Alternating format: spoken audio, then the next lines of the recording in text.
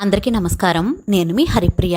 Welcome to my channel. ఇవాల్టి వీడియోలో మనం కార్తీక మాసంలో వెలిగించే 365 ఒత్తులు ఎలా వెలిగించాలి, ఎప్పుడు వెలిగించాలి, ఎక్కడ వెలిగించాలి, ఏ సమయంలో వెలిగించాలి అనే చాలా విషయాల గురించి ఇవాల్టి వీడియోలో తెలుసుకుందాం. అలాగే వీడియోలోకి వెళ్లే ముందు చిన్న ప్రకటన. శ్రీ షిరిడి సాయిబాబా ఆశీస్సులతో జ్యోతిష్యం చెప్పబడను. గురూజీ శివరామరాజు గారు. Phone number 9989113230. దూర ప్రాంతాల్లో ఉన్నవారికి ఒక్క ఫోన్ కాల్ ద్వారానే జ్యోతిష్యం చెప్పబడును. మీకు ఎటువంటి సమస్య ఉన్నా, ప్రేమ, పెళ్లి, ఉద్యోగం, రాజకీయం, విదేశీ ప్రయాణం, ధనం నిలకడలేకపోవడం, భార్యాభర్తల మధ్య గొడవలు, ఆస్తి తగాదాలు, అప్పుల బాధలు, ముఖ్యంగా సంతానం లేకపోవడం, ఇలా మీకు ఎటువంటి సమస్యలు ఉన్నా వెంటనే గురూజీ శివరామరాజు గారిని సంప్రదించండి. ఎటువంటి సమస్య అయినా 100కు 1000% పరిష్కారం చూపిస్తారు. ఈ కార్తీక మాసంలో 365 ఒత్తులను ఎందుకు వెలిగిస్తారంటే, అన్ని మాసాల్లో కార్తీక మాసం అత్యంత పవిత్రమైన మాసం. ఈ మాసంలో 365 ఒత్తులు వెలిగించడం వల్ల సంవత్సరం మొత్తం దీపారాధన చేసిన ఫలితం అయితే లభిస్తుంది. అయితే 365 ఒత్తులను ఎక్కడ వెలిగించాలంటే, శివాలయాల్లో కానీ, ఇంట్లో దేవుడు మందిరం దగ్గర కానీ, తులసి కోట దగ్గర కానీ మనం ఈ ఒత్తులను వెలిగించవచ్చు. ఇంకా ఈ 365 ఒత్తుల్ని వెలిగించి పూజ ఎలా చేయాలో తెలుసుకుందాం. ఈ 365 ఒత్తుల కోసం మనకు మార్కెట్లో ప్యాకెట్లు దొరుకుతాయి కదండి. వాటినైనా తీసుకుని వెలిగించవచ్చు. లేదా ఇంట్లో 365 ఒత్తులను లెక్కపెట్టి వాటిని కట్టలా కట్టి అయినా సరే ఈ ఒత్తులను వెలిగించుకోవచ్చు. ఇప్పుడు దీనిలో కొబ్బరి నూనెను కానీ, ఆవు నెయ్యిని కానీ వేసుకుని మనం నానబెట్టుకోవాలి. ఎప్పుడు దీపం వెలిగించాలి అనుకుంటారో మనం ముందు రోజే ఇలా కొబ్బరి నూనెలో కానీ, ఆవు నెయ్యిలో కానీ నానబెట్టుకుంటే ఈ ఒత్తులు అనేవి బాగా నాని బాగా వెలుగుతాయి. ఆవు నెయ్యిని కొద్దిగా వెచ్చబెట్టుకుని ఒత్తుల్లో వేసుకుంటే కనుక ఒత్తులు బాగా పీల్చుకుంటాయి. అలాగే ఉసిరి దీపాల కోసం పువ్వు ఒత్తులను కూడా ఈ విధంగా నానబెట్టుకుంటున్నాను. మనం ఎక్కడైతే పూజ చెయ్యాలి అనుకుంటామో అక్కడ ఒక తడిగుడ్డతో తుడిచి పసుపుతో శుభ్రంగా అలకాలి. పసుపుతో శుభ్రంగా అలికి అంటే తడి పొడి లేకుండా అలుక్కున్న తర్వాత అష్టదళం పద్మం ముగ్గును వేసుకోవాలి. మీకు ఏ ముగ్గు వస్తే ఆ ముగ్గు పెట్టుకోవచ్చండి. ఈ ముగ్గులో పసుపు, కుంకుమ, అక్షింతలు వేసుకోవాలి. మనం వేసుకున్న ముగ్గులో పసుపు గణపతిని తయారు చేసుకుని తమలపాకుపై పెట్టుకోవాలి. తర్వాత దీపారాధనకు అన్నీ సిద్ధం చేసుకోవాలి.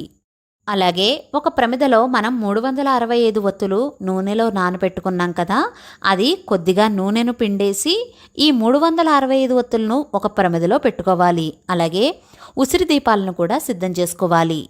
ముందుగా దీపారాధన చేసి దీపపు ప్రమిద దగ్గర అక్షింతలు, పూలు వేసి దీపజ్యోతికి నమస్కారం చేసుకోవాలి. ముందుగా ఆచమనం చేసి సంకల్పం చెప్పుకోవాలి. తర్వాత పసుపు గణపతిని పూజించాలి. పసుపు గణపతిని షోడశోపచారాలతో కానీ, పంచోపచారాలతో కానీ పూజించాలి.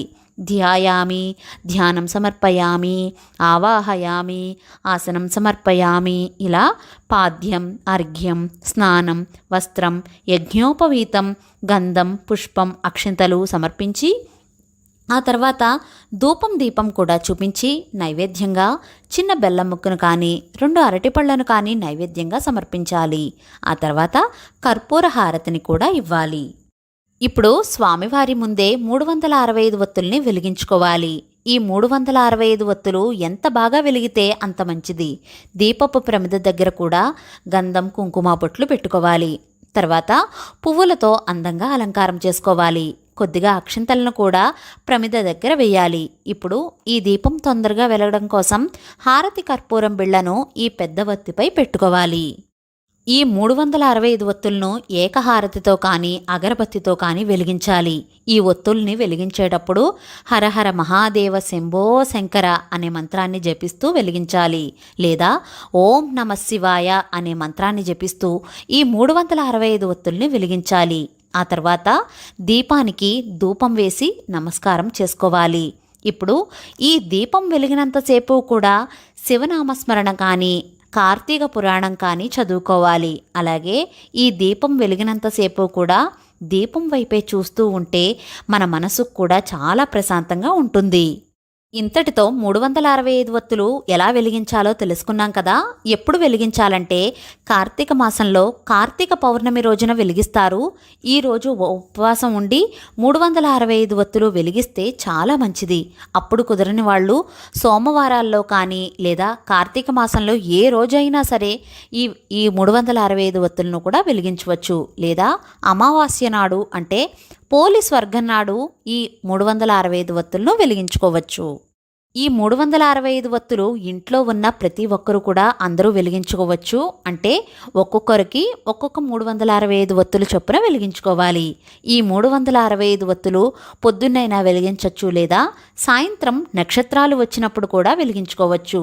ఈ దీపం కొండెక్కిన తర్వాత మనం పూజలో వాడిన పువ్వులు కానీ లేదా ఆకులు ఇవన్నీ కూడా ఈ 365 ఒత్తుల భస్మాన్ని అన్నీ కూడా నీటిలో కానీ పచ్చని మొక్క మొదట్లో కానీ వేసేయాలి.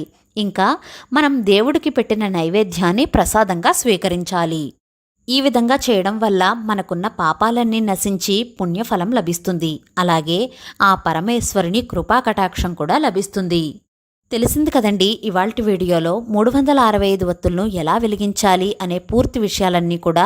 ఇవాల్టి వీడియో మీకు నచ్చినట్లయితే please like, share, subscribe to my channel. మరో సరికొత్త వీడియోతో మళ్ళీ కలుస్తాను. నేను మీ Haripriya. Thank you for watching.